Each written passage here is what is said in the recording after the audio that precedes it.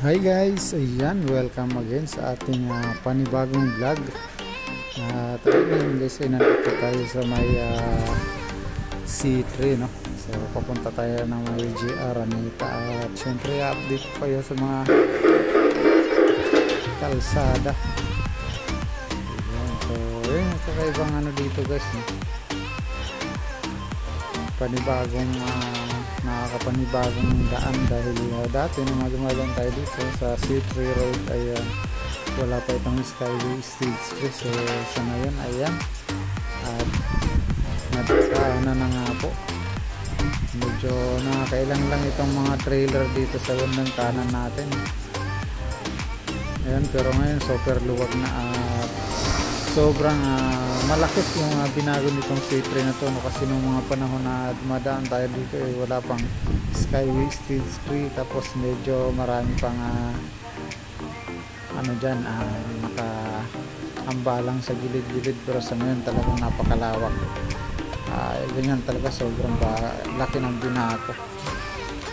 Ayan, at kung makikita nyo naman yung mga sanga-sanga na Skyway, so yung pakaliwa papuntang south, ayan, at pakana naman ay papuntang north. Ayan, so pag kumaliwa tayo dyan guys, ayan, diretso yan puntang Valenzuela. Ayan, tapos papuntang South Expressway, tapos yung pagkumana naman tayo ng papuntang Alabang. Ayan, so yun, medyo traffic kasi daming sasakyan dito sa part na to. Nag-iipon-ipon siya dahil sa may yung release ng tren. Ayan, ang ganda tingnan.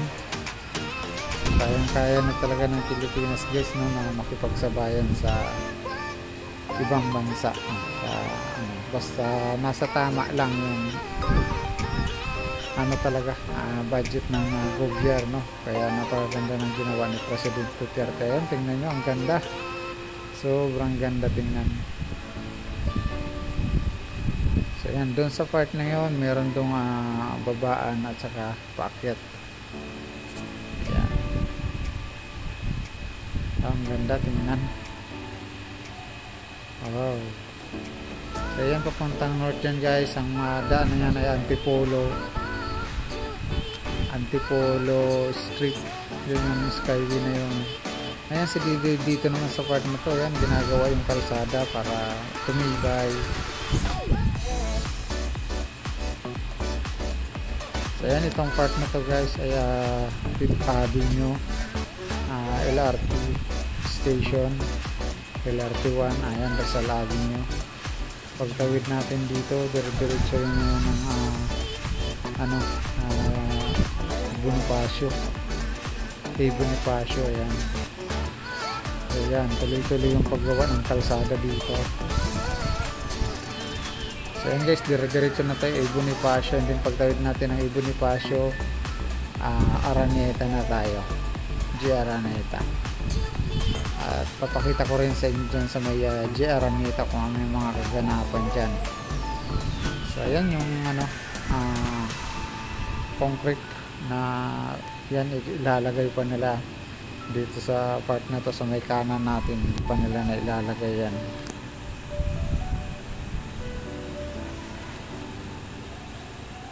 Ayan,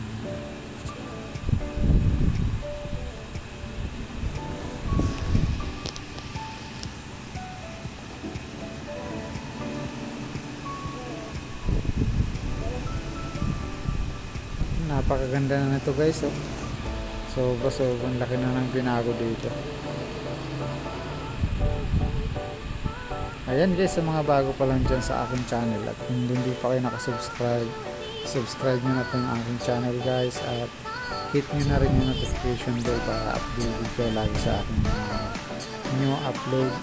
Ayan, at syempre kung gusto nyo ng mga ganitong video guys, huwag nyo nang kalimutan mag like and share, subscribe.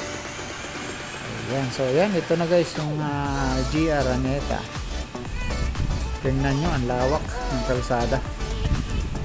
Ayan, so hindi man totally talagang sobrang linis na, pero talagang sobrang laki ng binago nitong JR Araneta, no? So meron nga lang tayong mga pailan-ilan napapansin na mga street dwellers pa rin na nandito, mga nakahamba lang dito, mga natutulog meron pa rin, pero hindi siya yung katulad dati na talagang napakarami. Pero ngayon mga pangilan-ilan na lang. Ayan, so makikita nyo, napapansin nyo yung lawak at malinis. So sobrang laki ng binago dahil nga po yan sa pinapatupad ng panahon ni President Duterte. Talagang maglinis, walang vendor. Ayan, kaya sa buong Pilipinas yan pinatupad. Kaya kung makikita nyo, sobrang laki ng binago talaga. Ayan, so itong naman to, JR Araneta guys, Skyway Stage 3. Yung daan naman yan, ito ay papuntang SM Santa Mesa, dire-diretso hanggang dun sa may Mandaluyong. Yan, hanggang na yan, Asmeña.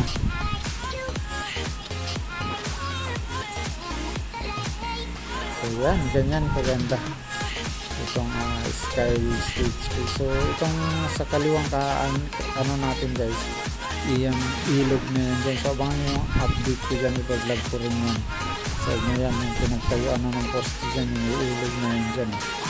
So abangan nyo yung update ko rin dyan, ipa-vlog ko yan. So ngayon kasi ito lang muna kasi tayo, nasa biyahe tayo, meron kaming deliver. Ayan, nasa trabaho tayo, kinuhanan ko lang to para mapakita sa inyo yung Skyway Stage 3. So yun, napansin nyo, napakaraming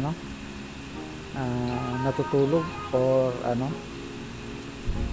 tawag nito, street dealers, mga kariton, dyan lang sila natutulog. So ayun, makikita nyo, hindi naman totally lahat, marami natutulog. Kung may mga kailan-ilan, may mga bandang ilang poste na meron mga natutulog pa rin.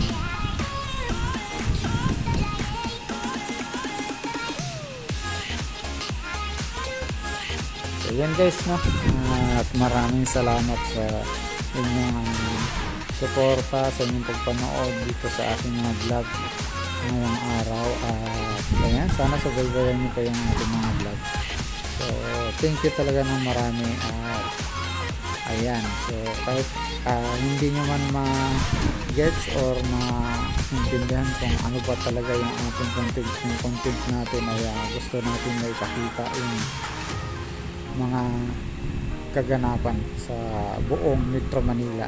Ayan, so kagaya ngayon sa mga nakikita nyo, mga sasakyan, kung ano pa man na nandyan sa bangketa, sa mga kalsada. So yun yung content natin guys, kaya napakagandang content din ito. So